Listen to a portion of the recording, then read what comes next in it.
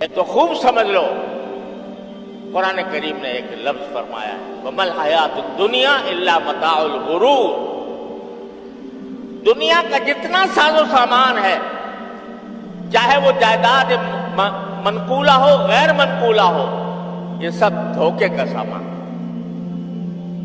اور تم خود سوچ لو، جب تم بچے تھے، چھوٹے بچے تھے، تو تمہاری ساری کائنات کھلونوں میں منحصر۔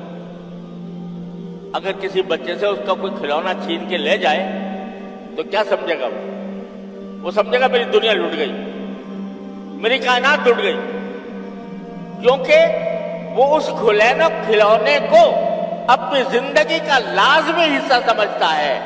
وہ سمجھتا ہے کہ بغیر کھلونے کے میں جی نہیں سکتا، لہذا اگر کوئی چھین کر لے جائے تو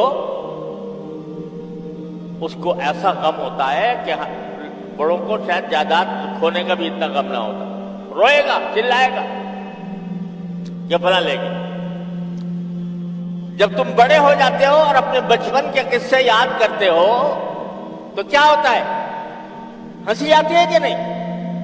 کہ بھئی کس چیز پر ہم جھگڑتے تھے، چھوٹے چھوٹے کھلونوں کے اوپر جھگڑ رہے تھے، اب کوئی ہار گیا اور کوئی جیت گیا، اور جیتنے والا خوش ہو رہا ہے، مگن ہے، اور ہارنے والا جو ہے وہ رو رہا ہے کہ ہائے میں ہار گیا۔ تو اب بڑے ہو کر میرے والد ماجد رحمۃ اللہ علیہ خود اپنا قصہ سنایا کرتے تھے کہ پہلے زمانے میں ایک کھیل ہوتا تھا کہ جو سرکنڈے ہوتے ہیں، سرکنڈے وہ اس طرح کسی زینے پر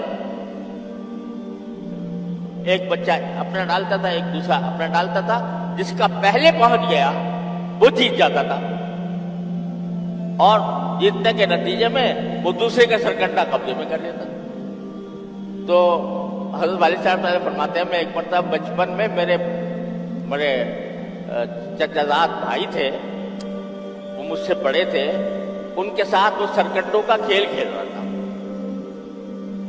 تو فرمایا کرتے تھے کہ میں کھیل میں تو ہمیشہ پچھڑ رہا، تو اس واسطے جب میں نے وہ کھیل شروع کیا تو میرے جو بھائی تھے وہ میرے سارے سرکنڈے جیت لیے، میں ہارتا چلا گیا اور وہ میرے سرکنڈے قبضے میں کر۔ فرماتے ہیں مجھے آج تک یاد ہے وہ غم اور صدمہ اس کا کہ میری کائنات ٹوٹ گئی۔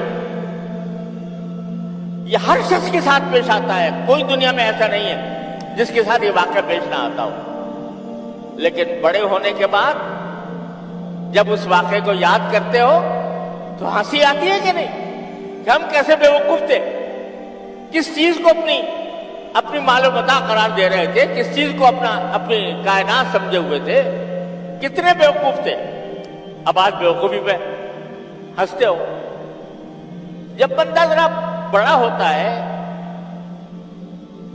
جوانی کے ابتدا میں اس کو زیب و زینت کا شوق ہوتا ہے کہ بھئی میرے کپڑے شاندار ہوں، اعلیٰ درجے کے ہوں، فیشن کے مطابق ہوں، اس طریقے سے ٹوٹی ہوئی نہ ہو، میں ایسا چشمہ پہنوں، میں ایسی ٹوپی پہنوں، میں ایسے دیکھنے میں اچھا نظر آؤں۔ جب میری عمر کو پہنچ گئے تو وہ ساری زیب و زینت کا جو شوق تھا وہ فنا ہو گیا، اور اب بچوں کو جب اس میں وقت گزارتے ہوئے دیکھتے ہیں کہ وہ اپنے آپ کو زینت کرنے کے لیے اپنا وقت صرف کر رہے ہیں تو ان کے اوپر ہنسی آتی ہے، اور یہ معلوم ہوتا ہے کہ یہ اپنا وقت فضول ضائع کر رہے ہیں۔ قرآن کریم نے کہا انما الحیات الدنیا لعب و لہو و زینت۔ اب اس کے بعد جب آپ بڑے ہو گئے تو اب آپ کی جو ساری دوڑ دھوپ ہے وہ دنیا کی جائیدادوں کی طرف ہے، میری زمینیں اتنی ہو جائے، میرا گھر اتنا ہو جائے، وغیرہ وغیرہ۔ تو وہ جب وہاں پہنچیں گے، اللہ تعالی ہم کو عافیت کے ساتھ جنت پہ پہنچا دے، وہاں جا کر جب پہنچیں گے اور دیکھیں گے کہ ہم زمین جائیداد پر لڑا کرتے تھے، زمین جائیداد پر لڑا کرتے تھے، وہ زمین جائیداد وہاں جا کر بالکل ایسی محسوس ہوگی، بلکہ اس سے بھی زیادہ بے حقیقت، جیسے ایک بچہ کھلونے کو عزیز رکھتا ہے۔ تو چونکہ رسول کریم صلی اللہ علیہ وسلم وہ منظر اپنی آنکھوں سے دیکھ رہے ہیں کہ ایک وقت ایسا آنے والا ہے جب یہ بندے وہاں پہنچیں گے تو زمین جائیداد، مال دولت، ساری کی ساری چیزوں کو اتنا ہی بے حقیقت سمجھیں گے جیسے اب آپ تم بچوں کے کھلونوں کو بے حقیقت سمجھتے ہو۔